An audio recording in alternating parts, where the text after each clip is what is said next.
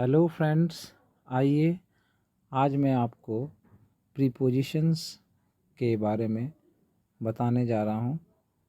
और ये मैं आपको एक डिफरेंट मेथड से बताऊँगा, जिसमें मैं दो प्रीपोजिशंस लेकर और उनके बीच डिफरेंस बताकर आपको प्रीपोजिशंस सिखाने की कोशिश करूँगा। और इसमें प्राय वो प्रीपोजिशंस मैं ले रहा हूँ जिनको प्रायः यूज़ करने में कन्फ्यूजन रहता है सबके दिमाग में कि कौन सा वाला होगा यहाँ, इस तरह का। तो वैसे ही कन्फ्यूजिंग जो प्रीपोजिशंस हैं उनको लेकर मैंने ये वीडियो मैं बना रहा हूँ। तो चलिए चलते हैं। उससे पहले जो नए होंगे वो ज़रूर सब्सक्राइब कर लेंगे मेरे चैनल को, और लाइक और शेयर कर देंगे, और बेल आइकन को ज़रूर प्रेस कर लेंगे ताकि अगली वीडियो आपको ठीक समय पे मिल जाए। तो चलिए, सबसे पहला कन्फ्यूजन जो हमें होता है वो बिटवीन और अमोंग के बीच होता है। तो चलिए हम देखते हैं कि बिटवीन और अमोंग कहाँ कहाँ पे यूज़ हम कर सकते हैं। तो बिटवीन का यूज़ जो है, बिटवीन प्रीपोजिशन का यूज़ दो व्यक्तियों, दो वस्तुओं के बीच होता है, जबकि अमोंग या अमोंगस्ट का यूज़ वो दो से अधिक वस्तुओं के बीच होता है।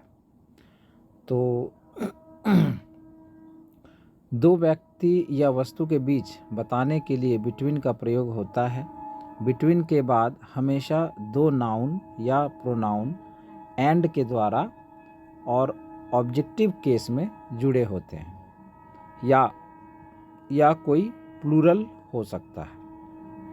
अगर दो नहीं हैं, अगर दो नाउन या प्रोनाउन नहीं है, सिर्फ एक है, तो वो फिर प्लूरल में रहना चाहिए। तो वहाँ हम बिटवीन लगा सकते हैं। तो जैसे कि एग्ज़ाम्पल में हम देखते हैं, एग्ज़ाम्पल है आपका कि you have to choose between bread and rice, अर्थात आपको रोटी और चावल में से चुनाव करना है। तो यहाँ रोटी और चावल दो हैं, इसलिए इनमें दोनों के बीच बिटवीन लगेगा। और रोटी और चावल, ब्रेड एंड राइस जो हैं वो आपस में एंड के द्वारा जुड़ेंगे। तो यहाँ आप देख रहे हैं एंड के द्वारा वो जुड़े हैं। अगला है the gate will open between 7 AM and 8 AM।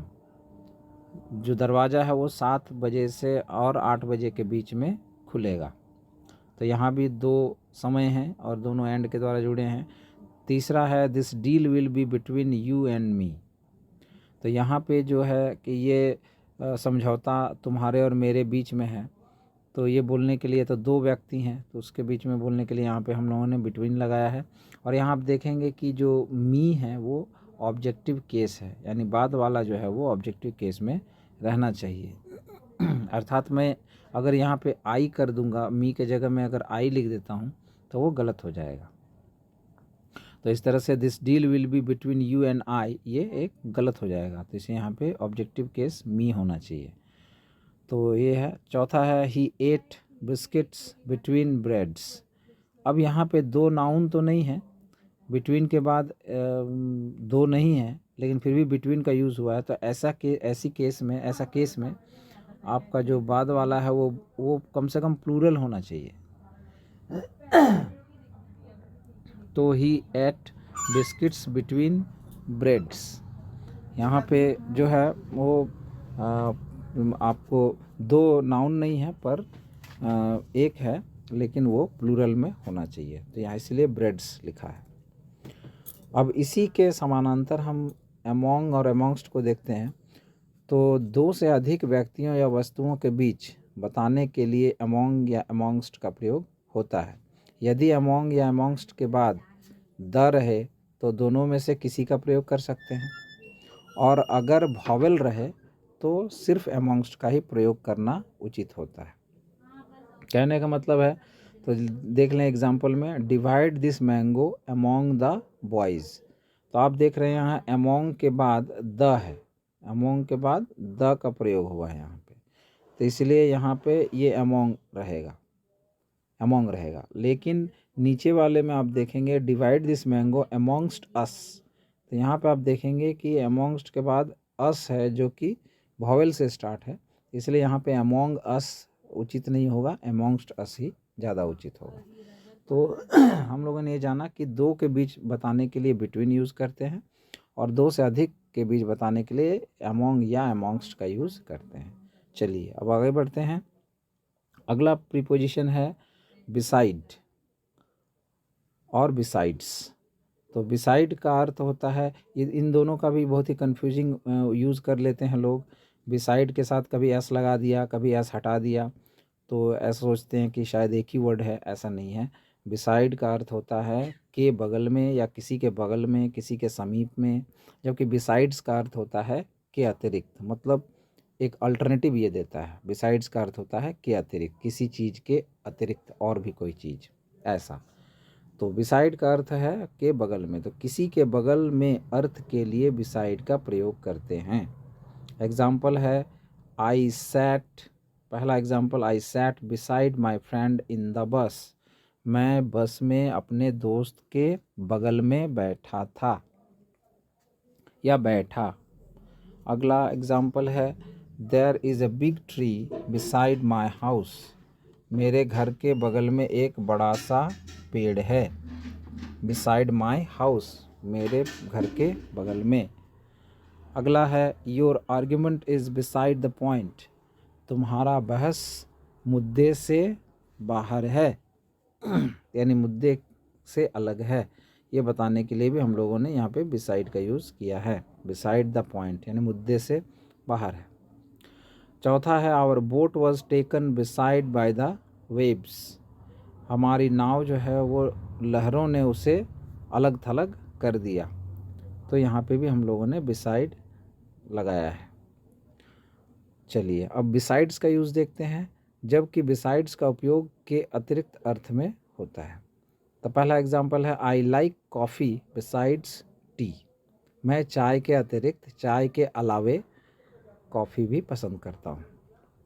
My brother will also go to America besides me, मेरा भाई अमेरिका जा रहा है मेरे अलावे, ये अर्थ बनता है यहाँ पे। अगला है my brother knows Bengali besides Hindi, मेरा भाई हिंदी के अलावे बांग्ला भी जानता है। चलिए ये हो गया। अब हम आगे बढ़ते हैं अगले कुछ कन्फ्यूजिंग प्रीपोजिशंस की तरफ। तो पहला है यहाँ पे आप देखेंगे विथ और बाय के साथ जो कन्फ्यूजन होता है उसको लेकर हम यहाँ पर जिक्र करते हैं। तो विथ का प्रयोग और बाय के प्रयोग में बहुत लोगों को अंदाज़ा नहीं होता कहाँ पे बाय लगाएं और कहाँ पे विथ। तो इसका पहचानने का सबसे अच्छा तरीका है कि विथ का प्रयोग निर्जीव वस्तुओं के साथ करें और बाय का प्रयोग सजीव वस्तुओं के साथ, या बाय का प्रयोग निर्जीव वस्तुओं के साथ भी आप तभी कर सकते हैं जब वो सजीव जैसा व्यवहार करे। चलिए तो विथ का प्रयोग किसके किसके साथ कर सकते हैं। नंबर 1, निर्जीव वस्तुओं से किए गए कार्य में से अर्थ में, अगर किसी वस्तु से कोई काम हम करते हैं तो वो वस्तु तो निर्जीव है, इसलिए उसके आगे हम विथ लगाएंगे।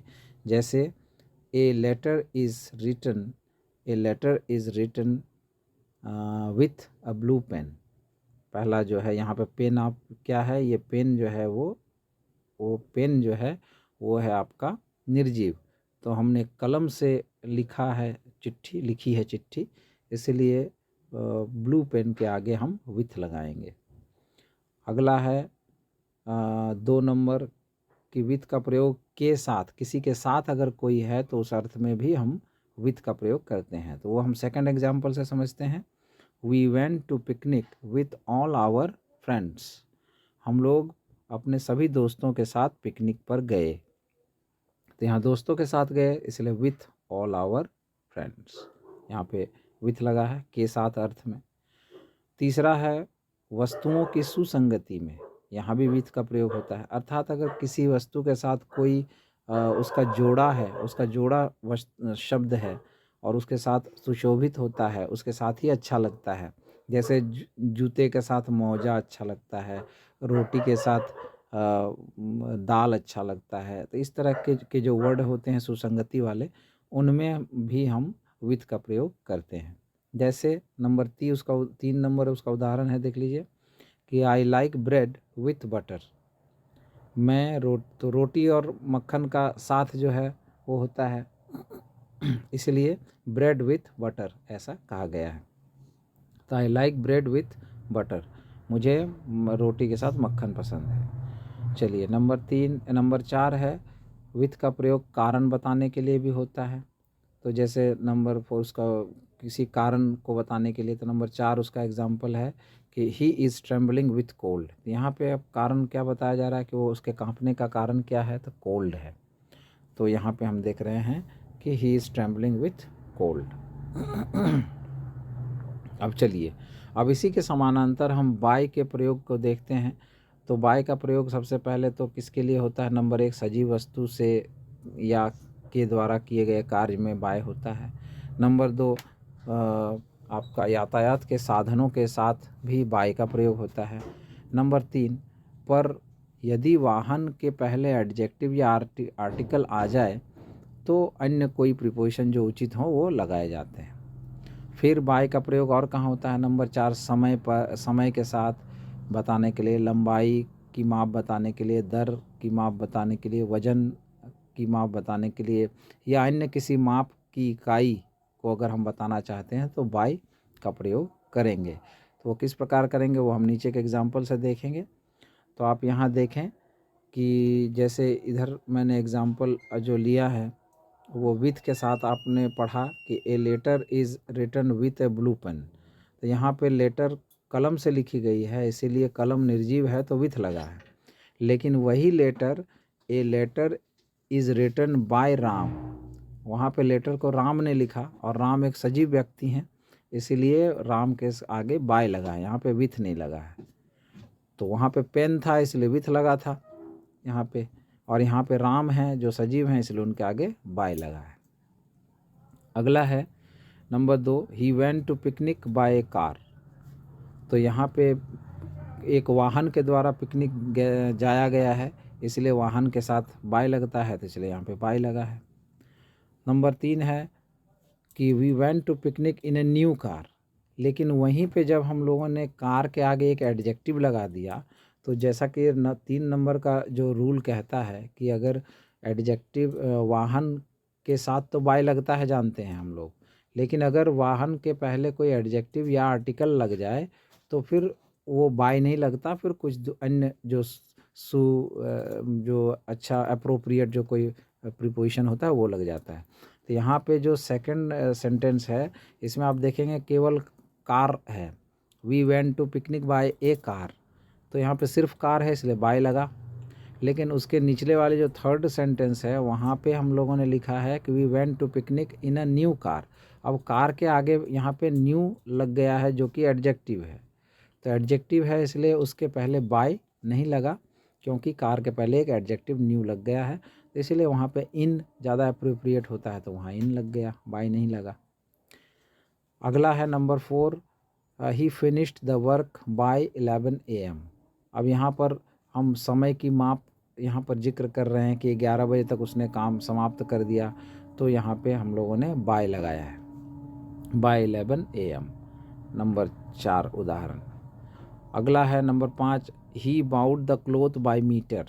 यहाँ पे हम लोग कपड़े खरीदते हैं तो उसकी इकाई क्या होती है? मीटर होती है, और हम लोग मीटर के दर से कपड़े खरीदते हैं, तो इस तरह से एक ये माप की इकाई हम लोग बता रहे हैं, इसलिए उसके साथ भी बाय का प्रयोग होगा। तो we bought the cloth by metre. अगला है नंबर 6, वी बाय एग्स और पेट्रोल बाय डजन और लीटर। तो यहाँ भी हम लोग इकाई की बात कर रहे हैं, किसकी इकाई की बात? तो दर की और आपके वज़न की, पेट्रोल के माप की। तो इस जो पेट्रोल की जो इकाई है वो इस्तेमाल हुई है, और एग की जो इकाई है वो इस्तेमाल हुआ है, इसलिए यहाँ पे भी बाय लगा है। तो वी बाय एक्स, यानी कि अगर वाक्य यहाँ पे ये 2 वाक्य बन सकते हैं, जगह की कमी के कारण मैंने इसे एक ही वाक्य में सजा दिया है। तो इसे आप चाहें तो 2 वाक्य बना सकते हैं। एक वाक्य होगा we buy eggs by dozen, और दूसरा होगा वाक्य we buy petrol by litre. तो इस तरह से इकाई बताने के लिए भी बाय का यूज़ होता है। चलिए अब हम बढ़ते हैं तो अगले प्रीपोजिशंस की तरफ। अगला प्रीपोजिशन जो कन्फ्यूजन पैदा करता है वो है आपका इन और विदिन।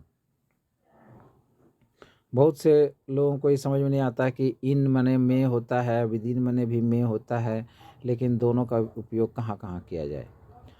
तो कहा गया है कि इन तभी लगता है जब सीमा के बाद काम समाप्त होने का बोध हो। अर्थात अगर कोई काम किसी समय सीमा में दिया गया है और वो काम को लगता है कि वो काम समय समाप्त होने के बाद काम समाप्त हुआ है, तो उस समय में इन लगाया जाएगा। किंतु अगर समय सीमा के पहले ही काम समाप्त हो जाए तो हम उसमें विदिन का प्रयोग करेंगे, इन का नहीं। जैसे the bridge will be complete in a year, अर्थात एक पुल जो है वो 1 साल में बन गया, पूरा बन गया। तो ये यहाँ कहने का तात्पर्य है कि 1 साल पूरा लग गया और 1 साल के बाद ही बना, 1 साल से 1 घंटे पहले भी नहीं बना, तो वहाँ पे इन लगाएंगे। लेकिन वहीं पे अगर हम विदिन लगा दें तो उसका अर्थ बदल जाएगा। उसका अर्थ हो जाएगा कि 1 साल पूरा नहीं हुआ, उससे पहले ही वो पुल बनकर तैयार हो गया। तो इसका मतलब है कि यहाँ पर विदिन लगा देने से वो ये समझ में आएगा कि वो काम समय से कुछ पूर्व ही समाप्त हो गया, और इन लगाने से ये अर्थ आता है कि वो काम समय के बाद, कुछ समय बाद समाप्त हुआ। चलिए अब हम पढ़ते हैं इन और एट के को लेकर क्या डिफरेंस है। तो इन का प्रयोग बड़े स्थानों को बताने के लिए या बड़े समय को बताने के लिए किया जाता है, और एट का प्रयोग छोटे स्थानों और छोटे समय को बताने के लिए होता है। कैसे, ये वाक्य देख लें कि lotus temple is in Delhi. Delhi एक बड़ा शहर है, इसलिए उसके पहले हमने इन लगाया है। वहीं पे अगर कोई लोकल प्लेस होगा, जो आपके आसपास का कोई लोकल प्लेस होगा, तो वहाँ पे आप वहाँ पे एट लगाएंगे। जैसे कि कोई मोड़ है आपका, तो एक छोटा जगह है, तो वहाँ पर वो अगर रहेगा तो उसको, जैसे दिल्ली के अंदर ही अगर कनॉट प्लेस की बात की जाए, तो अगर वहाँ पे प्रॉपरली जहाँ पे लोटस टेम्पल है उस जगह की बात की जाए, तब हम फिर एट लगाएंगे कि lotus temple is at Connaught place in Delhi, इस तरह से। अगला है the Holi will be celebrated in March. March एक बड़ा समय है, एक पूरे महीने को मार्च कहा जाता है, कुछ घंटे या कुछ सेकंड्स को नहीं कहा जाता। तो एक महीने का 30 दिन का मार्च होता है, तो एक बड़ा समय अंतराल है, इसलिए उसके आगे भी इन लगेगा। तो Holi will be celebrated in मार्च।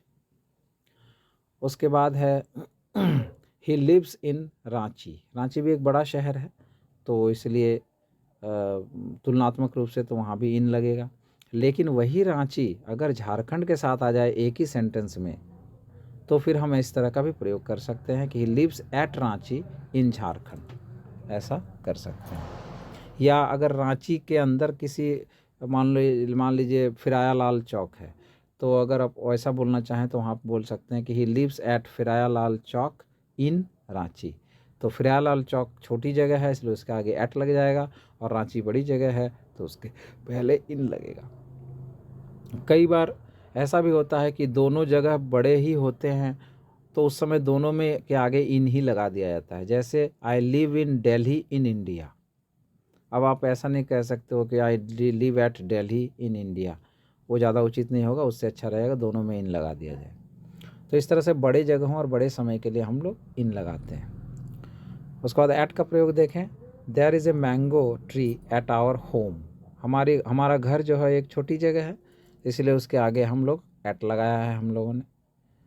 तो we will go to school at 10 o'clock। ये समय जो है बिल्कुल ही पॉइंट ऑफ टाइम है। कोई समय 10 बजे का मतलब कोई लंबा अंतराल नहीं है, सिर्फ 10 बजे होता है। 10 बजकर 1 मिनट भी हो जाएगा तो वो 10 पार हो जाता है। तो इसलिए छोटा समय है, बहुत ही अल्प समय है, इसलिए एट लगाया गया है। We will go to school at 10 o'clock।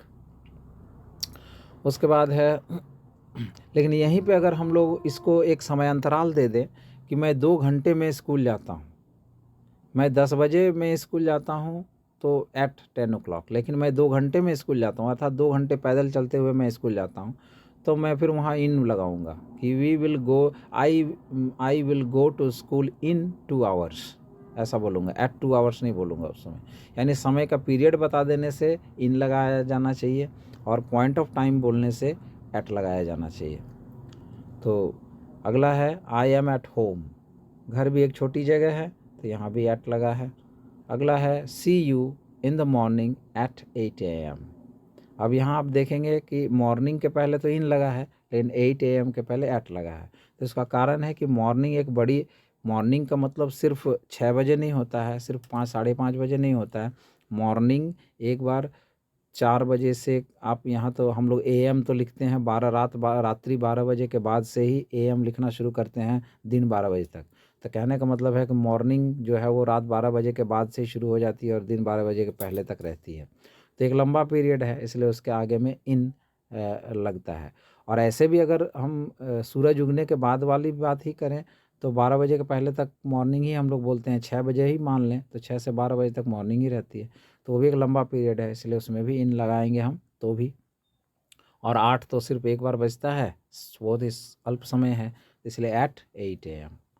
चलिए अब अगला कन्फ्यूजन जो है वो है इन और इनटू के को लेकर कि कहाँ इन लगाएं और कहाँ इनटू लगाएं। तो इन का प्रयोग हम उस जगह में अर्थ में लगाते हैं जहाँ पर कोई वस्तु किसी में या कोई किसी में पहले से स्थित है, वो पहले से ही स्थित है, मतलब अभी नहीं गया है, वो पहले से उसमें है। जैसे गिलास में पानी है, कक्षा में बच्चे हैं, स्कूल में बच्चे हैं, पार्क में बच्चे हैं, सड़क में आपका हॉल में लोग हैं। तो इस तरह से वो पहले से ही है वहाँ पे, तो ऐसे अर्थ में हम इन लगाएंगे। जैसे the students are in the class, बच्चे कक्षा में हैं या छात्र कक्षा में हैं, यानी पहले से हैं। Money is in my pocket, money मेरे पॉकेट में है, अर्थात पहले से ही मेरे पॉकेट में है, तो यहाँ पर हम इन लगाएंगे। लेकिन जब हम ये सारी चीज़ें गति के साथ अंदर जाती हैं, यानी पहले वो बाहर थी और अभी अभी अंदर गई हैं बोलने के साथ, तो उसमें हम इनटू लगाएंगे, यानी गति का बोध होना चाहिए। जैसे वहाँ पे पहला वाक्य था इन के लिए कि the students are in the class, वहीं पे आप इनटू के लिए देख लिए उस वाक्य को कैसे लिखा है, the students went into the class. पहले वाले में पता चल रहा है कि बच्चे जो हैं पहले से क्लास में हैं, लेकिन ये जो वाक्य है इनटू वाला, उससे पता चलता है कि बच्चे पहले बाहर थे और बाद में कक्षा में गए, अर्थात बाहर से अंदर कक्षा के अंदर गए, तो यानी गति का बोध होता है, तो इसलिए वहाँ पे इनटू का प्रयोग होगा।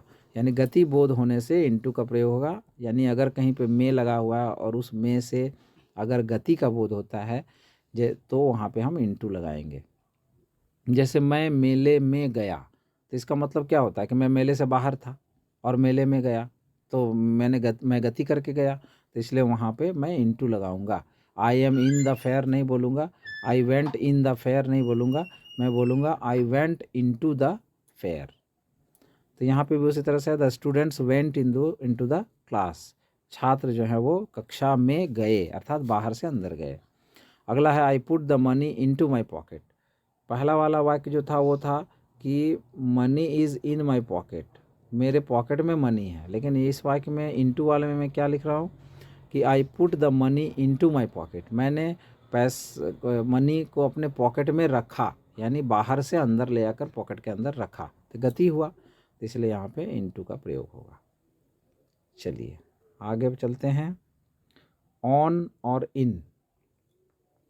ऑन का प्रयोग हम सभी जानते हैं, ऑन का अर्थ पर होता है और इन का अर्थ तो में होता ही है, लेकिन बहुत लोगों को ऑन और इन में भी अंतर जो है करने में मुश्किल होती है। तो चलिए, ऑन का प्रयोग होता है किसी के ऊपर या किसी पर रखे स्पर्श करती हुई वस्तु के लिए। अर्थात अगर किसी पर कोई वस्तु रखी हुई है और वो उससे स्पर्श कर रहा है, यानी छू छू कर रखा हुआ है, तो उसमें हम वहाँ पे ऑन लगाएंगे। दूसरा है किसी खास दिन या तिथि के पहले भी हम ऑन लगाएंगे। नंबर 3, निर्भरता, किसी चीज़ पर निर्भरता रहने पर, कोई कारण रहने पर, या किसी के परिणाम स्वरूप अगर कोई दूसरा काम हो रहा हो, तो ऐसी स्थिति में या स्थिति आदि बताने के लिए भी ऑन का प्रयोग होता है। जबकि इन का प्रयोग होता है किसी में पहले से ही अगर वस्तु वहाँ उसमें है तो में इन लगाएंगे। कोई किसी पेशे में अर्थात किसी धंधे में है तो वहाँ भी इन लगाएंगे। कोई किसी माध्यम में आपसे बातचीत कर रहा है या किसी माध्यम में कुछ बता रहा है तो वहाँ भी हम इन लगाएंगे। तो अब चलिए पहले ऑन का उदाहरण देखते हैं। पहला है किसी के ऊपर रखे हुए स्पर्श करती हुई वस्तु के लिए। अगर कोई वस्तु किसी के ऊपर रखी हुई है और वो उस नीचे वाली वस्तु को स्पर्श करती हुई है तो वहाँ पे ऑन लगाएंगे। जैसे कि there is a book on the table, table पर एक किताब है। तो टेबल पर जो किताब रहेगी तो वो किताब टेबल के ऊपर हवा में तो तैरेगी नहीं, वो टेबल के ऊपर छू करके ही रहेगी। लेकिन मेरे सिर के ऊपर पंखा है तो ये पंखा तो मेरे सिर पे रखा हुआ नहीं रहेगा, वो तो छत पे लटक रही है, मेरे सिर के ऊपर ही है, लेकिन मेरे सिर के ऊपर रखी हुई नहीं है, वो छत पर लटकती हुई है। लेकिन टेबल पर जो किताब रखा हो वो टेबल से सटा हुआ है। तो ऐसे सटे हुए किसी के ऊपर कोई चीज़ रखा हुआ है और सटा हुआ है तो वहाँ पे हमको ऑन लगाना है। लेकिन अगर किसी के ऊपर कोई कुछ रखा हुआ है पर वो सटा हुआ नहीं है तो हम वहाँ पे ओवर का प्रयोग करेंगे। वो भी मैं अगले वाली वीडियो में आपको दूंगा, क्लियर करूँगा। तो अभी फ़िलहाल तो सटा हुआ रहने से अगर किसी के ऊपर कुछ रखा हुआ है और वो सटा हुआ है तो उसे ऑन का प्रयोग होता है। तो यहाँ किताब जो है टेबल पर रखी हुई है और सटी हुई रहती है, इसलिए there is a book on the table, table पर किताब है। अगला, the school will open on Monday. तो किसी खास दिन के आगे ऑन लगेगा, वो नंबर 2 के हिसाब से अगर हम लोग चले तो यहाँ पे मैं बोलना चाह रहा हूँ कि विद्यालय सोमवार को खुलेगी। तो विद्यालय सोमवार को खुलेगी तो ऑन मंडे यानी किसी खास दिन खुल रहा है तो दिन के नाम के आगे वहाँ पे ऑन लगेगा, तो यहाँ पे ऑन लगाया गया है। फिर है independence day is celebrated on 15 अगस्त। स्वतंत्रता दिवस 15 अगस्त को मनाया जाता है। तो 15 अगस्त ये खास दिन है इसलिए उसके आगे भी ऑन लगा है। किसी भी डेट के आगे हम ऑन लगाते हैं, इन नहीं लगाते हैं। अगला है a goat lives on grass. अब ये क्या बताती है, ये निर्भरता बता रही है, बकरी की निर्भरता है घास पर, तो इसीलिए ऑन लगाया गया है। A goat lives on grass, a cow lives on grass, a lion lives on meat या लिव्स ऑन डियर, ऐसे भी आप बोल सकते हैं क्योंकि उसी पर निर्भर है, अन्यथा वो मर जाएगा। अगला है आई warned him on his deeds. ये क्या है, कारण के कारण, किसी के कारण वो यहाँ पे कारण प्रकट हो रहा है कि मैंने उसे वार्निंग दी, चेतावनी दी, ऑन हिज डीड्स, उसके कर्मों पर, यानी उसने जो जो काम किए हैं उस पर मैंने उसे चेतावनी दी कि ये अच्छे काम नहीं है। तो यहाँ पे आई warned him on his deeds. चलिए अब यहाँ इन का प्रयोग में आप देख लें कि there are 500 students in the school. विद्यालय में पहले से 500 छात्र हैं, पहले से हैं। नंबर दूसरा एग्जाम्पल है I have many toffees in my pocket. मेरे पॉकेट में बहुत सारी टॉफ़ियाँ हैं। My father is in army. अब यहाँ पे मैं पेशा बता रहा हूँ, मेरे पिताजी का व्यवसाय बता रहा हूँ कि मेरे पिताजी क्या करते हैं। तो मेरे पिताजी आर्मी में हैं, तो हिंदी में भी अगर बोलूँगा तो में लगेगा ही कि मेरे पिता आर्मी में, सेना में हैं, तो में के लिए यहाँ पे इन लगाऊँगा। तो my father is in army. अगला है he is talking in English, वह हिंदी में बोल रहा है, तो में लग रहा है यहाँ भी, और ये एक इंग्लिश एक माध्यम है तो he is talking in English, या हम लोग बोलेंगे। चलिए अब ऑन और एट पे हम लोग डिफरेंस जान लेते हैं। तो ऑन का प्रयोग अभी हम लोगों ने देखा कि किसी खास दिन और डेट के आगे होता है, तो वो तो आपने ऊपर देखा ही। फिर और 2 एग्जाम्पल देख लें। The exam will start on Monday, परीक्षा सोमवार को शुरू होगी। सोमवार को, पर बोलें, जो भी बोलें, लेकिन ऑन लगेगा। आप अर्थ हिंदी में जो भी लगाएं कि सोमवार में शुरू होगी, सोमवार को शुरू होगी, लेकिन लगेगा ऑन ही। उसके बाद है the result will be published on 12/6/22। Result जो है वो 12 जून 22 को पब्लिश होगी, प्रकाशित होगी, यानी परिणाम 12 जून 2022 को प्रकाशित होगी, ऐसा है। तो को अर्थ भी है, लेकिन डेट है यहाँ पे, तो डेट के आगे हम जानते हैं क्या लगना चाहिए, ऑन, तो ऑन लगेगा। लेकिन एट का प्रयोग छोटे स्थान या छोटे समय के लिए होता है, वो हम लोग पहले भी देख चुके हैं इन और एट में। तो यहाँ ऑन और एट के साथ भी बहुत लोग कंफ्यूज हो जाते हैं। तो यहाँ पे भी कि किसी दिन के घंटे के पहले, यानी दिन के पहले लगाना हो तो ऑन लगाएंगे, लेकिन दिन के घंटे के पहले लगाएंगे, पॉइंट ऑफ टाइम के पहले लगाएंगे तो हम एट लगाएंगे। यानी जब हम the exam will start on Monday, तो ये तो सही है, ऑन मंडे है, दिन है, इसलिए ऑन लगा। लेकिन अगर मैं उसमें कह दूं कि the exam will start dash 10 o'clock dash Monday, तो वहाँ पे हम वो लिखेंगे 10 o'clock के आगे एट लगाएंगे। The exam will start at 10 o'clock on Monday, ऐसे। तो यहाँ पे एग्जाम्पल में भी आप देख लें, तो है कि the test match will start at 10 o'clock, और उसके बाद अगर कोई डेट मैं दे दूं कि ऑन ट्यूसडे, तो ये होगा, तो ऑन लगेगा यहाँ पे ऑन लगेगा। इसके पीछे आगे इधर 10 o'clock के आगे में ये सही है, एट ही लगेगा, लेकिन इसके पीछे अगर वाक्य और बढ़ाऊँ मैं तो ऑन ट्यूसडे, तब ऑन लगेगा। ट्यूसडे के आगे ऑन लग गया, 10 o'clock के आगे एट लग गया। आगे अगला example, I will reach school at 10 AM। मैं स्कूल कितने बजे पहुंच जाऊंगा, तो 10 बजे पहुंच जाऊंगा। तो यहाँ पर भी ये पॉइंट ऑफ टाइम है, इसलिए यहाँ पे एट लगा है। I am at home now, मैं अपने घर पर हूँ, वो तो पहले भी हम लोगों ने देखा है, घर एक छोटा स्थान है, इसलिए एट लगा है। उसके बाद है दर बताने के लिए भी हम एट का प्रयोग करते हैं। किसी का दर बताने के लिए, कोई किसी वस्तु का दर, रेट आदि बताने के लिए भी हम एट का प्रयोग करते हैं। जैसे गोल्ड इज सोल्ड एट ₹5,000 पर ग्राम, सोना 5,000 रुपये प्रति ग्राम की दर से बिकता है, तो या बिका या बेचा गया, तो हम यहाँ पे बोलेंगे the gold is sold at ₹5,000 पर ग्राम। तो यहाँ पे भी एट लगेगा, क्योंकि यहाँ से गोल्ड का रेट का पता चल रहा है। उसके बाद पोटैटो इज सोल्ड एट ₹20 पर किलो, यहाँ भी हम आलू का दर बता रहे हैं, तो इसके आगे भी एट लगेगा। तो ये रहा आपके सामने, और भी लाने की मैं आगे वाले वीडियो में कोशिश करूँगा। तो समय सीमा के चलते जो है मैंने इसे थोड़ा छोटा ही रखा। कमेंट करके बताएंगे, अगर किससे अगर लंबी वीडियो भी बनाऊं तो चलेगी, तो मैं इसे लंबी बना दूंगा। तो चलिए, इसी आशा के साथ कि आप इससे कुछ लाभ उठा सकेंगे, और एक बार फिर चैनल को ज़रूर सब्सक्राइब कर लेंगे, और लाइक, शेयर और बेल आइकन को ज़रूर दबा लेंगे। तो मिलते हैं अगले वीडियो में दोस्तों। Thank you.